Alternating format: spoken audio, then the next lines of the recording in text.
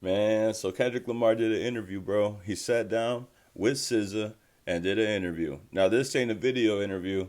It's more so posted on an article, and it has a dialogue of SZA and Kendrick Lamar talking to each other. She asked him a few interesting questions, bro. She asked him about Not Like Us. And this is what the dialogue says. This is what the article says. Can I ask you a hyper masculine question? You can also tell me to shut the F up. What does Not Like Us mean to you? And then Kendrick starts to laugh.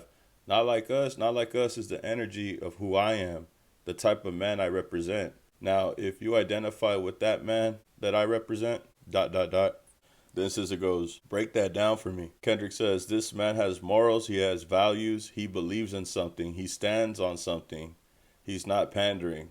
Which I wonder if this is a shot at Drake and J. Cole.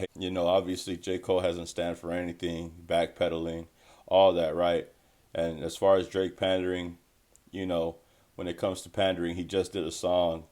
He just did a Mexican song. You know what I mean? So, if the shoe fits, wear a tight beat. And then he goes, he's a man who can recognize his mistakes and not be afraid to share the mistakes and can dig deep down into fear based ideologies or experiences to be able to express them without feeling like he's less of a man.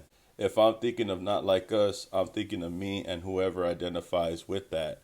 Now, this is interesting to say because a lot of artists, when they hit celebrity status, when they hit a status to where they're being an icon, they're on the billboards, it's a lot harder for people who are A plus celebrities, to actually share their thoughts and opinions and views and ideologies only because people will look down on them or they might have a negative impact to those who don't agree. It takes a lot for someone who's a big celebrity to actually express how they feel and the thoughts and views that they have without worrying about the negative impact. And Kendrick had proved that on Mr. Morale. I think it's a really interesting take, but there's people like Drake who they can't tell you how they feel. They can't give their opinion. They can't share how they feel or express how they feel because then it will have a negative impact on them and the fan base that listens to them. They hate to lose anybody that listens to their music. And then SZA follows up by saying, now can I ask you something else in that realm? Or you want me to get away from that? Can I ask you something else? And then Kendrick Lamar says, is it mean? And SZA says, no. It's more so like I thought it was really interesting that there was any consensus at all that you might be an angry individual. And then she follows up by saying, for me, I don't find that any energy that comes from you comes from an angry place. And actually, the last hour and change pretty much solidifies that. It's almost from a yogic, monk like place. So when you feel that surge of energy in records like that, where is that root? Is it anger? Kendrick says, I don't believe I'm an angry person, but I do believe in love and war. And I believe they both need to exist. And my awareness of that allows me to react to things, but not identify with them as who I am. Just allowing them to exist and allowing them to flow through me, that's what I believe. I'm going to quit while I'm ahead before I say something crazy. Now, the key in this message that he's saying with both of these questions that SZA asked is very interesting because it clearly shows that Kendrick is still reflecting on this battle the way that he reflected on everything on Watch the Party Die.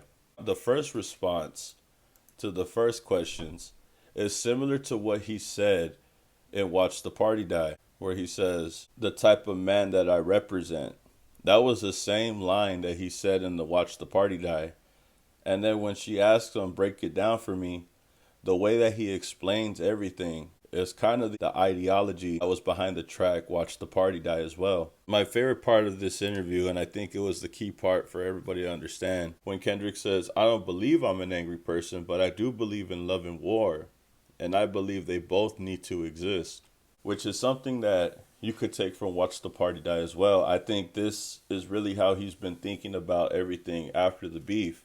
Believing love and war, believing that you have to go to war for the things that you love. You have to fight for the things you love. You have to stick up for the things you love. And I think that's one thing that you could take from this. But he's also stating that he doesn't let it identify who he is. He doesn't let it identify the person that he represents, which goes back to the first statement that he said. But just to allow them to exist and allowing them to flow through you so that way you could be able to deliver the message properly to the listener. I think was an interesting take that he said on this part. I wish SZA really did ask him more questions. I wish that she didn't stop asking them while she was ahead, like she said. I think Kendrick Lamar had worded everything pretty well. I think everything that he said in this interview goes back to what he was saying on Watch the Party Die. But y'all tell me how y'all feel. Like, comment, subscribe, and I'll see you on the next video, man. Peace. Like, comment, subscribe. Let me know what you think in the comments. If you have an opinion on what's going on, just go ahead and add it there and get back to us, man. Peace.